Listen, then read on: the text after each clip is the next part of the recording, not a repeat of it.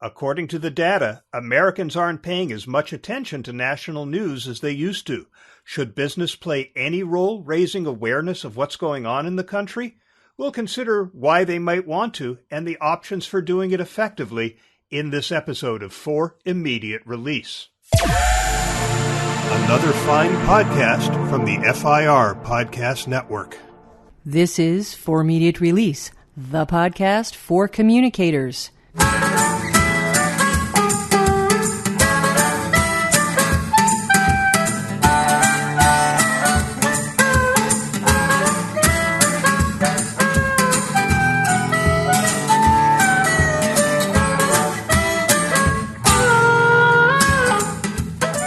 Hi, everybody, and welcome to episode number 231 of For Immediate Release. This is Shel Holtz. And this is Neville Hobson. We have some interesting topic today, actually, about where do people get their news. Some reports say Americans' attention to national news is the lowest in 4 years. We've also got another story that talks about nearly a quarter of Americans get their news from podcasts. Wow, that's interesting.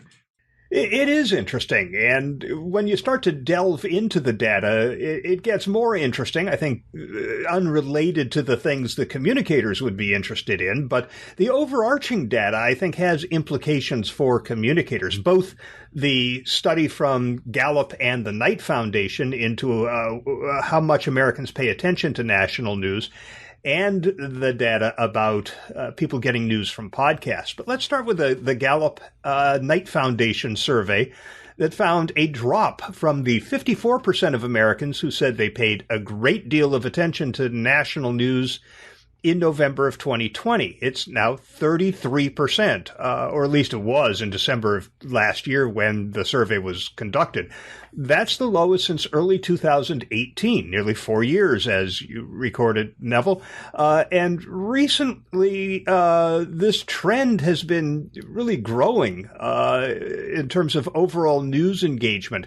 Now, I don't want to get political about this because I think that's of less interest to communicators and the implications for them. But this drop is especially pronounced among Democrats under 55. It's down to 34% from 69% in 2020. That's going off a cliff. Republicans, they're down 40%. They're at 40%. That's down from 45% in November 2020. I suspect for Democrats, this is because Joe Biden won the presidency. Their guy is in office, and we just don't need to pay that much attention anymore. They're tuned out. Interestingly, though, the percentage of Americans who pay a great deal of attention or just pay attention to local or international news is pretty much unchanged. 21% at local news, 12% for international news. Is only national news that registered this significant decline in interest. Now, on the other hand, about 23% of Americans are getting their news from podcasts. This according to a Pew study. The share that gets their news often from podcasts is pretty minuscule. It's 7%, compared to double that, 16% who say they sometimes get their news from podcasts. And more than half of Americans never get their news from podcasts. But younger adults in particular are more likely than older adults to at least sometimes get news from podcasts. 1 in 3 adults aged 18 to 29 say they at least sometimes get news from podcasts, compared to 12% of adults, well, let's just say our age, Neville. About 3 in 10 adults aged 30 to 49, that's 29%, get news from podcasts at least sometimes, and nearly 1 in 5 adults aged 50 to 64 say they do the same. So what does this mean for communicators? I think as we are trying to explain what we're doing, not communicators, but as we're trying to help our businesses explain what they are doing, the national news may provide some context. It could be the economy, it could be supply chain, whatever it may be. And knowing what's going on in the country could be important to people understanding the moves that the organization is making. So maybe it is now incumbent upon us as communicators to somehow share the relevant national news through our channels, since we know from the Edelman Trust Barometer that business news is trusted more than mainstream media, also more than government. So should we be finding a way to bake the relevant, related national news into the stories that we are telling our audiences? I already do some of this internally. Should I be doing it externally? Should other communicators? It's worth talking about. Yeah, it's an interesting question.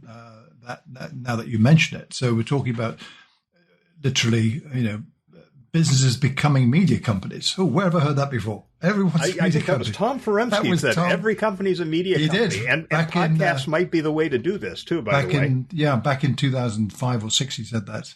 But, I mean, it is interesting. And I think you cited some impeccable sources for this research. I wonder, though, whether these are transient numbers. People are quite fickle and things change radically. And this is from December. That's already out of date in my book, to be honest. And I'm thinking that it's generational and it's political. It is political, without doubt, in the US. And it's generational. You've highlighted that. So the older you are, the more likely you are to stick with what you know is in mainstream media, probably. And with a kind of a more rigidity in how you see them. The younger you are, the more likely you are to try something different, such as a podcast. Although I'm kind of skeptical, to be honest, about the volume of that being really making a difference to anything. It's a nice addition. We were talking earlier, and you mentioned the New York Times news podcast. I've not listened to it. I'm going to. The Daily is what that's called, by the way. And I listen to a handful now and again here in the UK. They're okay, but they're not compelling for me yet. So I've not yet found the one, or they're just not good enough. I don't know many people who do that. So it's a very shifting sands landscape, it seems to me, and literally looking at it through the lens of, well, okay, what is this? Where's the relevance of all this to communicators? That's a good one, and I think there may well be what you said. If there is an indicator that a given audience that people want to reach externally doesn't pay attention to news in the way you'd like them to, well, hey, why not offer something to them? I just think it would be quite a job, actually, to make that credible to do that even. So I'm not even sure there's an issue there. I mean, I know we talk about Edelman saying that people pay attention to business more than the media. That I don't believe that means for a second they're going to switch away from media and expect their news from businesses. I don't see that at all. Am I missing something? But that doesn't look like it's going to happen.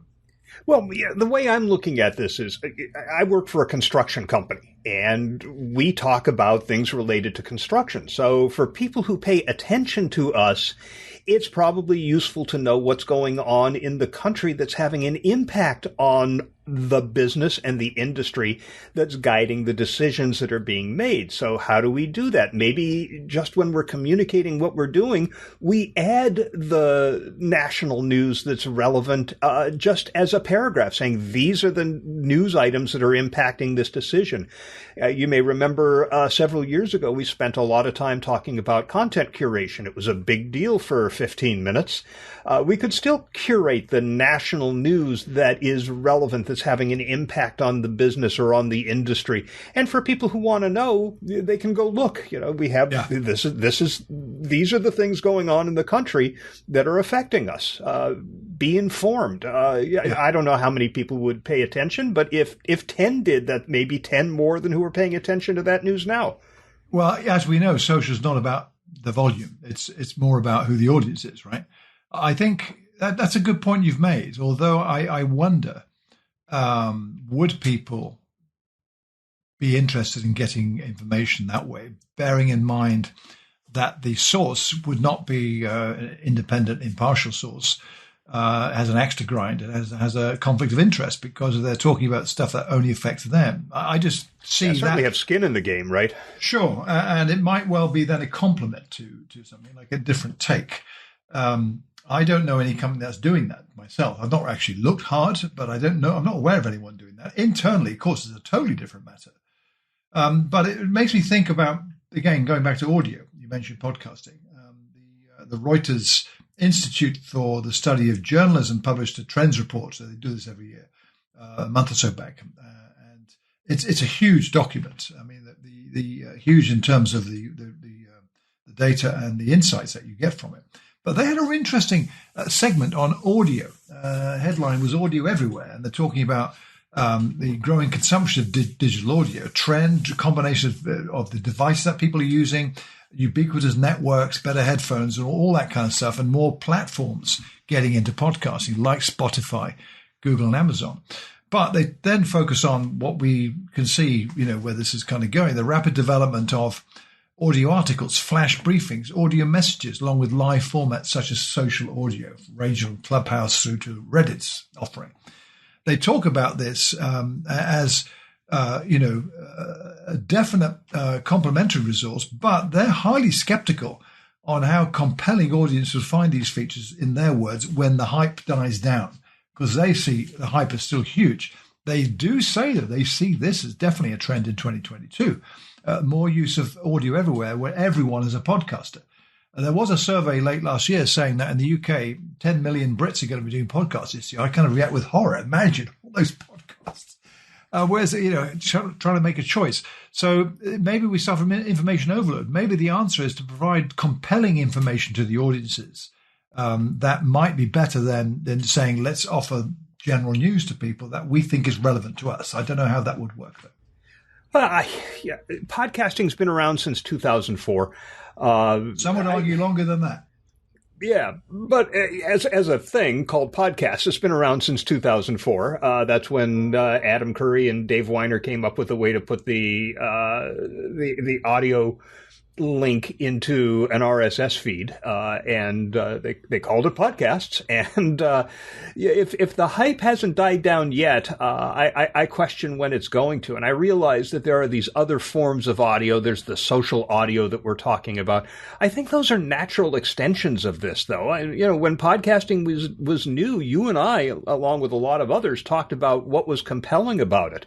We looked at those studies that said you wouldn't recognize your great-grandfather's face or your grandfather's face in a photo, but hearing it, you would go, oh, hey, that's my grandpa.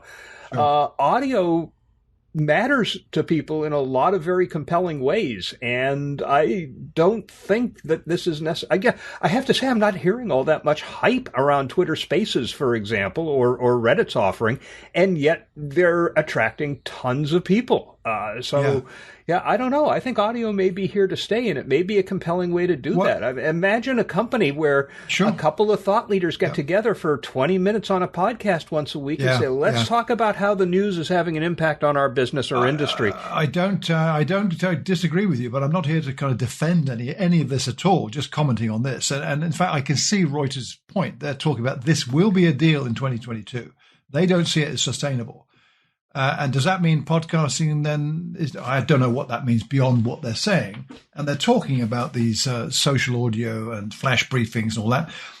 One thing I see commonly now in mainstream media sites is every report has got an audio version that you can listen to. And that I'm seeing increasingly happening. So it's a landscape that's hard to predict. And to back to your original point, on offering something that's relevant to communicators in some kind of news briefing to external audiences, I honestly don't see how that would be sustainable for the average company. Just my view here, I don't know. But I just wonder, people are switching off mainstream media, looking for alternative sources, generally speaking. You've got people like Joe Rogan, who's having a huge influence on perceptions of news as through the filter of someone like him. And indeed, Vox had a terrific piece analysis just today or yesterday. I saw it today that goes into a lot of detail about the rise of him and the effect it will have on people's attitudes to news media. So add that into the mix. But, it's a big topic, and maybe this is something we bring into the monthly shows. Could be. We'll see what other information emerges around it. But for now, that'll be a 30 for this episode of For Immediate Release.